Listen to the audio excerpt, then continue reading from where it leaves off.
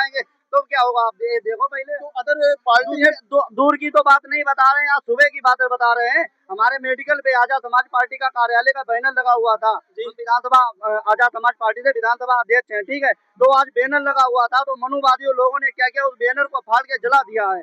आज की न्यूज है, सुबह ताजे की। क्यों फाड़ा है? इसका रीजन तो होगा। इसका रीजन यही है क्योंकि गांव के लोग हैं, आगे बढ़ना नहीं देने चाहते हैं।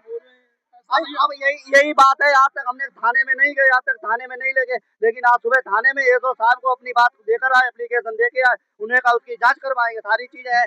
पहले हम तो इतना नहीं था, मेरे अंदर नहीं थी इतनी समझ, नहीं जानते थे उनके कार्यकाल में अगर कहीं इसी जगह पे दूसरी सरकार होती तो और उसके बाद में हम इतना ना सीख पाते तो क्या होता, हमारी बात को दबा दी जाती, दरोगा जी हम ही को मारते, बस चले आते घर पे। नहीं, कहने का मेरा मतलब यही है कि जो दो पार्टियां पहले एक पार्टी थी, हाँ पिछड़ा वर्ग के लिए, हाँ। मायावती जी की, अब दो पार्टियां क्यों हो गई? उनको समर्थन करो कि एक हो, एक अरे, जो लड़े, जो हर व्यक्ति गांव का हर व्यक्ति यही चाह रहा है दोनों पार्टियां एक हो जाए, लेकिन वो अपने स्तर से देखते हैं, हम अपने अपने स्तर से देखते हैं। जो वो करेंगे वही होगा। समय आने पर दोनों लोग हो सकते हैं, ऐसा हमारा मानना है। इनकी बात देखो सही लगी कि प्रयास करने पर दो आदमी एक हो सकते हैं, क्यों नहीं हो सकते हैं? लेकिन इसका होता है, मेरी बात होने पर कर्म होता है।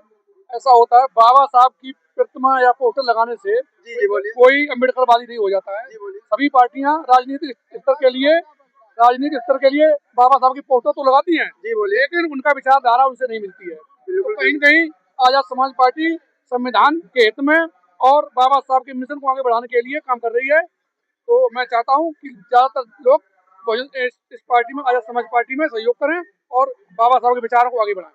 भाई, तो मेरा कहने का मतलब है कि यानी कि भीमराव अम्बेडकर जी ने संविधान लिखा है, उसमें उन्होंने अकेले तो लिखा नहीं, काफी लोग सहयोगदार थे, लेकिन नाम भीमराव अम्बेडकर जी को ही दिया गया। तो इसी के मकसद से मैं बोल रहा हूँ कि पार्टियां क्यों नहीं बन रही, एक बननी चाहिए। देखिए भाई, क्यों नहीं बन रही?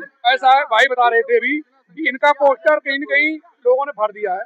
तो जो विचारधारा के लोग हैं, जो मनवादी विचारधारा के लोग हैं, वो पोस्टर इसलिए फाड़ रहे हैं, कहीं न कहीं उसमें बाबा साहब की विचारधारा इनमें मैच खा रही है। इनसे उनकी कोई दुश्मनी नहीं है, कहीं न कहीं वो बाबा साहब से अपनी अंदरूनी वैमनस्यता निकाल रहे हैं। उनको ये लग रहा है मनवादियों को कि कहीं न कहीं बाबा साहब ने इनकी खेत या पट्टे जोत लिए। ऐसा कुछ नहीं है, बाबा साहब ने संविधान सबके लिए लिखा है, लेकिन विचारधारा लोगों को उनसे मैच नहीं खा रही है। कहने का मेरा मतलब यही है कि संविधान काफी लोगों ने मिलकर लिखा है, भीमराव अम्बेडकर जी को ही क्यों उनको मान्य? सबसे ज्यादा पढ़े लिखे बुद्धिजीवी व्यक्ति वो थे, हमारी जहाँ तक जानकारी है, उनके पास 32 डिग्रियां थी और 9 भाषाओं का ज्ञान था। उस समय इतना ज्ञान किसी के पास नहीं था। तो कहने का मेरा मकसद यही है कि इस भारत देश में जो अदर पार्टियां हैं नीचे वर्ग के लिए, मान के मायावती की हैं और ये चंद्रशेखर आजाद हैं, तो इनको एक क्यों नहीं होना चाहिए? इन लोगों को आवाज उठाना चाहिए। अभी देखिए, आप देख रहे हैं यूजीसी का बिल जो आया, उसमें जो राजनीतिक पार्टियां, किसी ने दलितों एवं पिछड़ों की आवाज नहीं उठाई।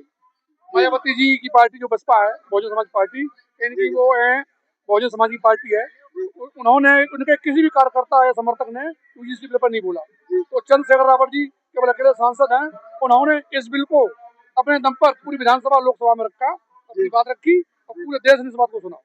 तो मेरे कहने का मतलब यही है कि ये चंद्रशेखर आजाद जी से यानी कि बात पहुंचाई जाए, मायावती की बात पहुंचाई जाए कि क्यों नहीं आप लोग एक हो रहे हो, कि जो कि नीचा वर्ग, पिछड़ा वर्ग है, उनको लिए जो आवाज हो, जो बुलंद बननी चाहिए। बहन जी का जहाँ तक सवाल है, मेरे जो नॉलेज में बात है, विधानसभा में केवल एक सीट है विधानसभा में।